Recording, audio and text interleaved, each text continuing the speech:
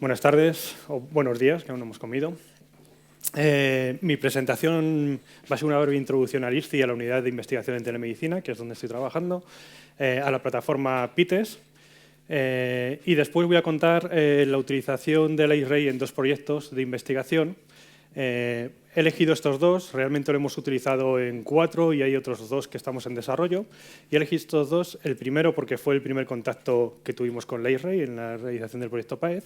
Y el segundo es un proyecto que actualmente está en producción, está en fase de ensayo clínico y particularmente es el que más me gusta, me parece más interesante.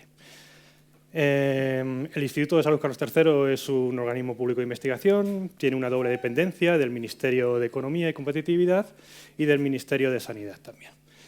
La unidad de investigación en telemedicina se fundó en el 86, es decir, que esto ya lleva bastante tiempo detrás funcionando. Nuestro objetivo pues, es tratar de desplegar y evaluar servicios de salud en los que tiene un fuerte componente, hay un fuerte componente de las TIC, de los sistemas de información y tecnología. Y nuestro objetivo es evaluarlos científicamente, tratar de obtener sobre todo evidencia clínica, o bien hacer pilotos sobre viabilidad de determinada tecnología. Desde el año 2009, del año 2009 al 2011, hubo una fuerte inversión del Estado en investigación y fue donde tuvimos un mayor crecimiento y eso permitió que entrase gente nueva en la unidad, yo de hecho entré en esa jornada, y se planteasen cambiar las cosas y hacer las cosas de una forma distinta como se venían haciendo tradicionalmente. Con fondos públicos se creó lo que es la plataforma PITES, que es la plataforma de innovación en servicios de telemedicina y de salud, que no es una infraestructura exclusivamente tecnológica, es una infraestructura tecnológica y humana. Y nace con el objetivo de dar soporte a grupos de investigación de centros sanitarios, pero también a cualquier tipo de organización que quiera desplegar y evaluar un servicio de salud en determinada población.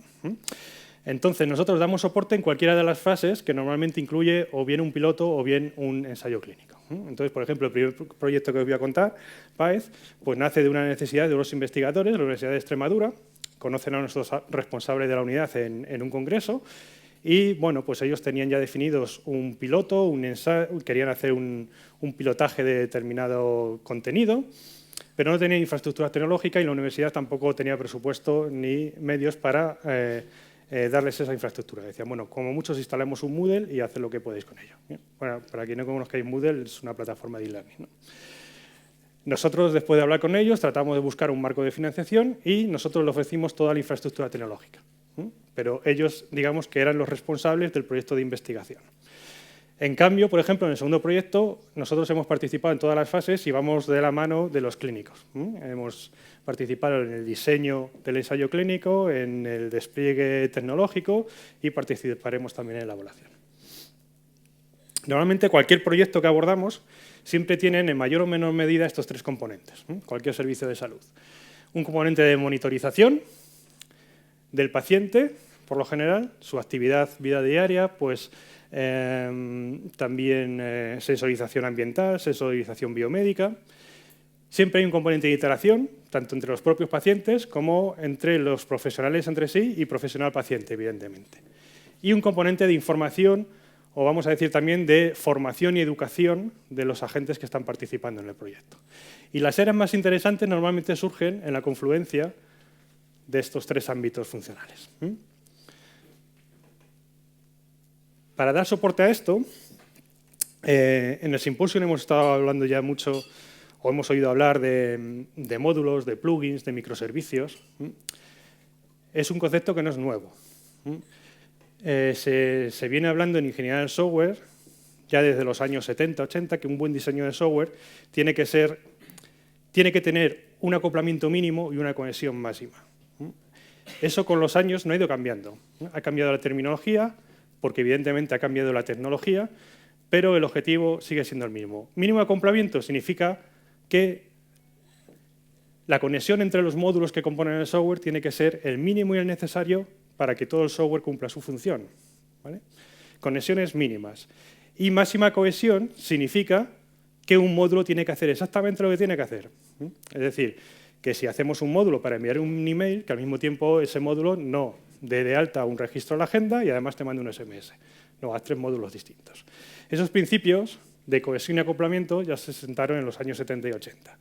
Ha ido cambiando la tecnología, hemos ido pasando de sistemas monolíticos, como bien nos contaban ayer, arquitecturas OAS, ahora lo que se ha puesto de moda son los microservicios, pero la base teórica existe hace mucho tiempo. Bien, pues en este periodo en el que entré en la unidad, 2009 al 2011, pues nos planteamos otra forma de hacer las cosas. Veníamos de proyectos que estaban sobre todo implementados en tecnología PHP.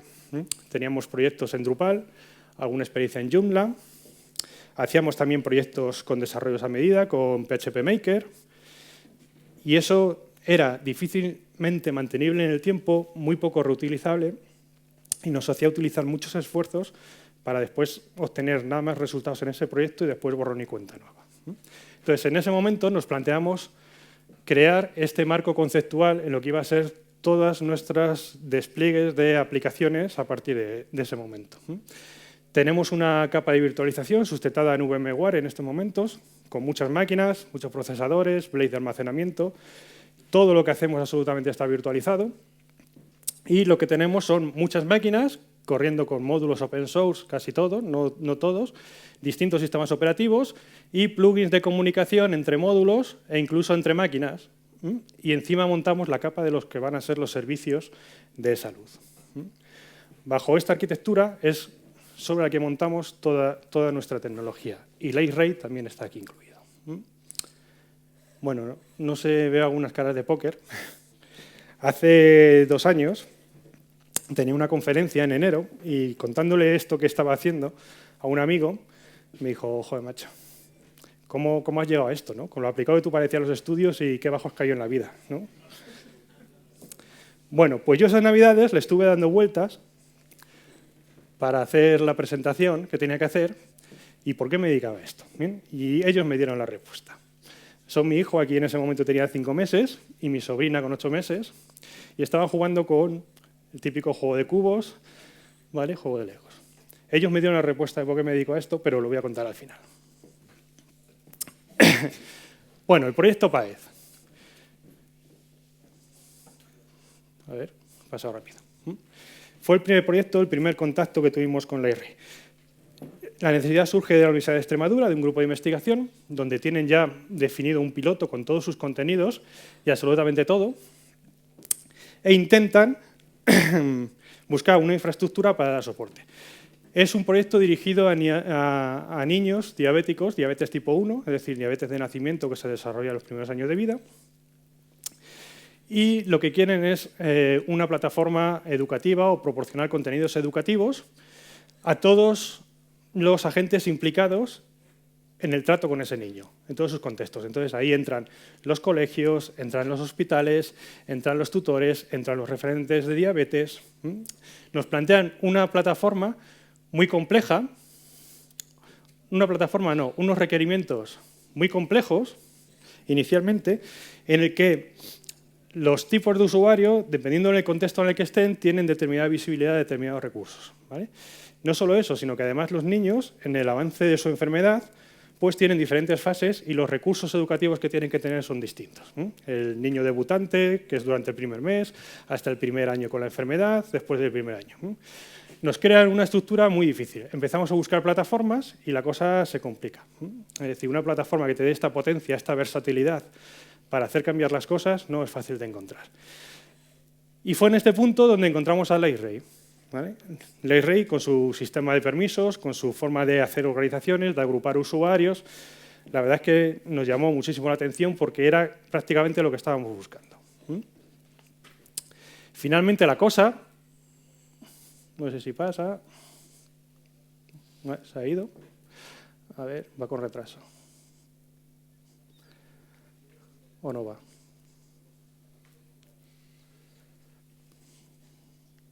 Va un poco mal.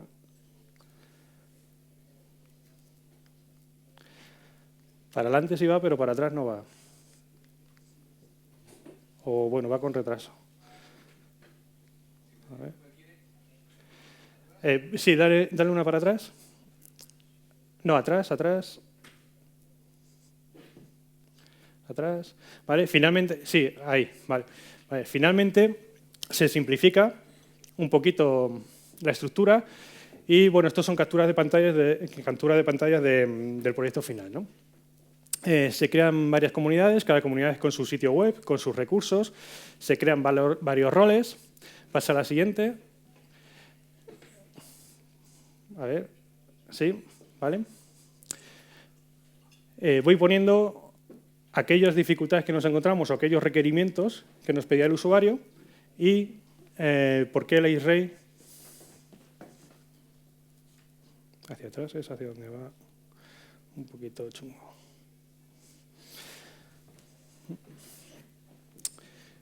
¿Y por qué no se iba bien? Tenían multitud de contenidos, pues esto es un ejemplo de cosas que se podían descargar los niños para imprimir, para colorear, vídeos de YouTube, flipbooks, que eran objetos flash incrustados. Necesitábamos, había muchas plataformas que podían gestionar este tipo de contenidos, evidentemente, pero ya el array nos había entrado por los ojos, ¿vale? Cubría nuestra primera necesidad, que creíamos que iba a ser el punto crítico de la plataforma, toda esa flexibilidad de usuarios y de permisos. Y necesitamos que todo lo demás la array lo siguiese cumpliendo. Por supuesto, herramientas sociales que ya conocéis de sobra. Necesitamos que se pudiese integrar con otros sistemas. Creamos un plugin para integrarlo con Bluetooth, un servidor de videoconferencia, de tal forma que el pediatra podía programar videoconferencias. Una vez que estaba programada, invitar a asistentes, que eran las familias, y después hacer videoconferencias con todos ellos, ¿vale? Y evitar de esa forma muchas veces charlas presenciales que se dan en el hospital, pues hacerla poco a poco con diferentes familias. Creamos un diario de autocontrol de glucosa. Estos niños se tienen que pinchar mínimo 8 veces al día para tomar la glucosa, antes y después de comer, comida, desayuno, comida, merienda, cena, y antes y después de hacer una sesión de ejercicio. Pues se creó una aplicación en la web donde el pediatra podía consultar para todos sus niños cómo iba evolucionando sus medidas, y además se creó también una app para el móvil en el que el niño pues podía ir registrando todo. Estos niños suelen llevar una agenda, un cuaderno, sus padres, y van apuntando todo ahí. Y una vez a la semana pues van a la consulta y el pediatra dice, venga, pues muy bien. Se evitaron esas consultas al pediatra cuando no había ningún problema de ningún tipo, y el niño lo que hacía era simplemente ir anotando, el niño o el padre, las medidas, y además la aplicación le daba determinado feedback sobre si la medida estaba bien o era incorrecta, necesitaba tomar insulina o tomar algo de comida.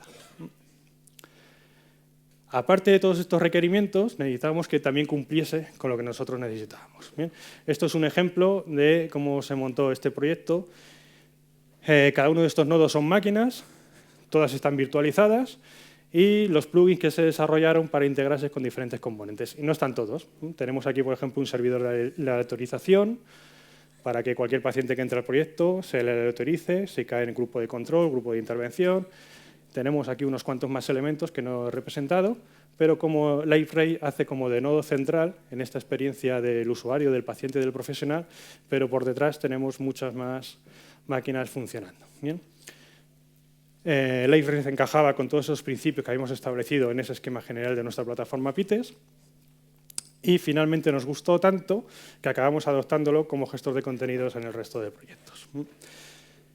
El proyecto Hazlo es el que actualmente está en producción y es un ensayo clínico. Un ensayo clínico significa que esperamos obtener evidencia científica de que lo que estamos haciendo realmente tiene repercusión en la salud de los pacientes. Es rehabilitación cardíaca en fase 2, ahora os cuento un poquito qué es eso, y se tiene que hacer con 128 pacientes en el grupo de control y 128 en el grupo de intervención. El grupo de control son gente que sigue yendo a la rehabilitación cardíaca como se hace actualmente en los hospitales. Es decir, va al hospital la forma tradicional. Y el grupo de intervención son pacientes que van a hacer la rehabilitación cardíaca con las herramientas que les proporcionamos. ¿De dónde sale este número?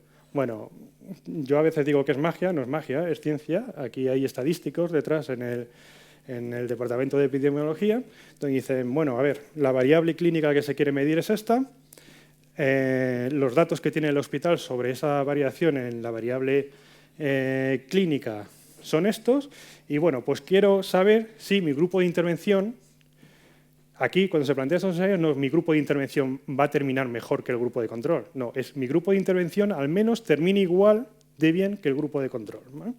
Y lo quiero con un intervalo de confianza del 98%.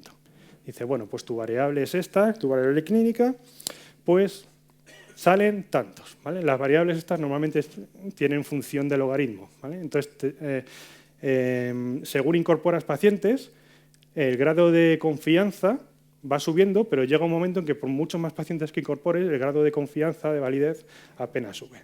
Entonces, bueno, pues con un grado de confianza del 98% hace falta estos pacientes. Si quieres un grado de confianza del 98,2, a lo mejor no tienes que meter 200 pacientes, tienes que meter 2.000 pacientes en el estudio.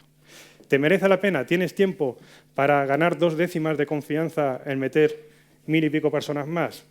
Pues si no, pues dices, bueno, pues con esto y me quedo con este valor de confianza. ¿Qué significa ese 98%? Que si el estudio al final va bien, significaría que si coges una persona de esa población de estudio y le haces rehabilitación cardíaca, va a tener un 98% de posibilidades de que vaya exactamente igual que la persona de un grupo de control como se ha hecho tradicionalmente. Eso significa obtener evidencia clínica con ese valor de confianza. En España la gente se rehabilita muy poco. El último estudio que hay es del año 2005-2006 y en España solamente se rehabilita un 3% de toda la población que ha sufrido algún tipo de infarto. O sea, es de los peores países del mundo en rehabilitación cardíaca. Ahora la cifra se habla de entre 6 y el 9%. Incluye muchos factores. Incluye desde factores clínicos, ¿vale? Porque hay médicos que no lo ven necesario, afortunadamente cada vez menos. Hay pocas unidades de rehabilitación. Tenemos una referente mundial, que es la unidad de rehabilitación cardíaca, el Hospital Ramón y Cajal, que es con la que trabajamos. Y después hay factores que influyen en el paciente. La rehabilitación cardíaca comienza una vez que te han dado de alta en el hospital y suele durar entre 2 y 3 meses. 2 y 3 meses que tienes que ir 2 o 3 veces a la semana al centro de rehabilitación y estar toda la mañana en el centro de rehabilitación. A nivel laboral, cualquier persona que se quiera incorporar sabe que ese tiempo tiene que estar de baja. Si a eso se añade de que hay pocas unidades de rehabilitación y los tiempos de espera para entrar son de 2 y 3 meses, dile a una persona que le han dado de alta en el hospital que se incorpora ahora a trabajar y que dentro de 2 o 3 meses se tiene que volver a dar de baja durante 2 meses para iniciar un proceso de rehabilitación. Muy pocos lo hacen. Si a eso añadimos gente que vive muy lejos del hospital y que tarda mucho tiempo en venir, personas mayores que tienen que venir en autobús, de la sierra, de cualquier sitio, mucha gente abandona.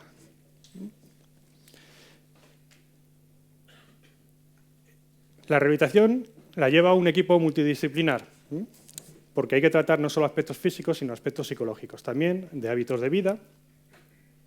Y una vez que ha terminado tu rehabilitación en fase 2, pues entras en fase 3, que dura toda tu vida. ¿Qué es lo que queremos hacer en el proyecto? Sí, esto avanza, no avanza. En estos 3 ámbitos tenemos un componente de monitorización. Hemos desarrollado 2 apps para guiar los ejercicios físicos de marcha de los pacientes que se están rehabilitando y las actividades de relajación del paciente. Tenemos componentes de iteración, tanto entre pacientes como con los profesionales, videoconferencias, foros, mensajería privadas, y tenemos componentes de formación. Todos los profesionales han desarrollado unos cuantos vídeos que además se centran en aspectos muy concretos, de tal forma que en función del diagnóstico cardiópata que tenga el paciente, de sus hábitos de vida y de sus factores de riesgo, los recursos formativos que se le van a mostrar van a ser unos u otros, desde la IRRI. Estos son componentes utilizados y estos son pantallazos reales de lo que hay ahora mismo en producción. La mensajería privada establecieron un requisito, los médicos, y es que no se podían enviar mensajes privados del paciente a cualquier médico, sino que se tenía que enviar mensajes a un topic, ¿vale? A un área de interés. Esa área de interés está asociada con diferentes roles. Por ejemplo, un mensaje sobre una duda de ejercicio físico, ¿vale? Pues lo van a recibir los cardiólogos, los fisioterapeutas y el médico rehabilitador, ¿no? Cosas así. Se basó en el plugin de Light-Ray de mensajería privada que existe y lo modificamos, lo adaptamos para cubrir esa funcionalidad. El paciente en todo momento tiene el cumplimiento de su programa de rehabilitación, aquí indicándoles con una barra si va en verde es que está haciendo las actividades que tiene programadas bien o no. Todas las sesiones de marcha que hace con su teléfono móvil pues quedan aquí registradas. Además, si pincha sobre uno lo puede desplegar y puede ver la frecuencia a la que está entrenando, los indicadores de proceso de resultado, enlace a Google Maps para ver la ruta que ha estado establecido. También lo usan los cardiólogos por ver si aquí hay picos o cosas extrañas, pues tal vez es que ha estado haciendo una marcha por un sitio donde tenga muchas cuestas. Los vídeos están categorizados, etiquetados y se les va liberando de forma semanal. Bien, entra un paciente, la primera semana tiene que ver este bloque de vídeos. ¿Vale? Esto se hace con el publicador de contenidos y con las categorías que se establecen para cada uno de los recursos y que se mapean contra las categorías que tiene el perfil de usuario establecido en función a su perfil médico. ¿Vale? Pincha uno de los vídeos. Esta es la parte que ven los profesionales sanitarios, entonces establecen el diagnóstico, qué tipo de cardiopatía tiene, si tiene algún otro tipo de enfermedad que pueda afectar a su salud, factores de riesgo, si tiene diabetes, sedentarismo, si fuma, si tiene ansiedad, depresión, y el programa terapéutico de marcha. Normalmente en las marchas muchas veces se oye a la gente, "Buah, es que me ha dicho el cardiólogo que salga a andar". ¿Vale? No es salir a andar. Salir a andar que parece que vas andando viendo escaparates. No, os puedo asegurar que aquí hay gente que ha sufrido un infarto y está corriendo para cumplir. O sea, corriendo me refiero corriendo físicamente, sobre cinta en los gimnasios, para llegar a la frecuencia cardíaca que el cardiólogo le ha dicho que tiene que entrenar su corazón. Entonces, normalmente esa frecuencia cardíaca es entre el 75 y el 85% de tu frecuencia cardíaca máxima. Los médicos tienen un cuadro de control, tengo que ir terminando ya, donde puede ver incumplimientos o problemas que los pacientes tienen. Bien, faltas de actividad, cosas que no han hecho, tienen que hacer marcha todos los días, si en 2 días no han hecho marcha, oye, ¿qué te pasa? Cosas así. Bien. Y voy a pasar rápido, esta es la aplicación móvil. El interfaz es muy sencillo porque nadie va corriendo. Ahora mismo los pacientes no usan esto, llevan un cronómetro pulsómetro, entonces van mirando. ¿Vale? Voy bien, voy a la frecuencia que me ha dicho el cardiólogo, vale, voy bien, muy bien. Eso es muy incómodo. ¿Vale? Con el móvil ahora se ponen sus cascos y el móvil les va guiando en esa ruta, de tal forma que si tienen que entregar entre estas franjas azules, le ha dicho el cardiólogo, ha programado en su programa terapéutico, tienes que estar entrenando a esta frecuencia durante 40 minutos, pues el programa le va guiando para que no se salga de esa franja. Venga, calienta más deprisa, que no llegas, venga, bien. Si te pasas para arriba, pita y vibra para que bajes, ¿vale? Porque es un riesgo. Si bajas por debajo, venga, acelera un poco más, mantente el ritmo. ¿Bien? Con eso estamos consiguiendo que realmente se cumpla y no sea, venga, sal a pasear como te ha dicho el cardiólogo. No, sal con estas pautas que te ha dictado el cardiólogo. Más cosas, imagino la presentación la podéis descargar, sobre bondades de Light-Ray, cosas buenas que nos hemos encontrado utilizándolo. Los dos últimos puntos los quiero destacar porque son recomendaciones del marco europeo ya del 2005, hace 10 años, y también de la Organización Mundial de la Salud para la implantación de sistemas en salud. La recomendación es utilizar software open source basado en normas y estándares internacionales. ¿Vale? Por eso es uno de los motivos en que todo el software que intentamos utilizar sea siempre open source. Light-Ray también tiene un lado oscuro, es decir, nos hemos dado muchas veces contra él. Hay muchas cosas que mejorar, pero también tiene muchas cosas buenas.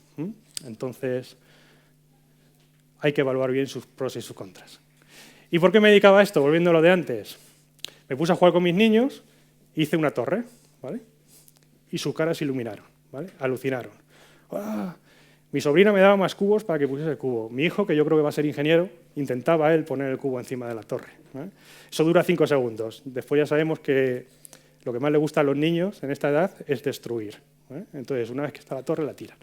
Pero ese momento de emoción, quiero compararlo porque son los mismos cubos que había aquí. Y aquí estaban, bueno, chupando, tal y cual. Cuando hicieron esto, ¿vale? Sus ojos brillaron. Y entonces ahí descubrí por qué me dedico a esto. Yo creo que cualquier persona que le gusta el trabajo que hace, disfruta como un enano. ¿Bien? Entonces, me dedico a esto porque me gusta crear, construir, pegar, hacer cosas nuevas, ¿vale? Conectar. Y a veces es cierto lo que dijo una persona, que la creatividad, e incluso me atrevería a decir que la innovación, a veces no consiste más que en conectar cosas. Muchas gracias por vuestra atención.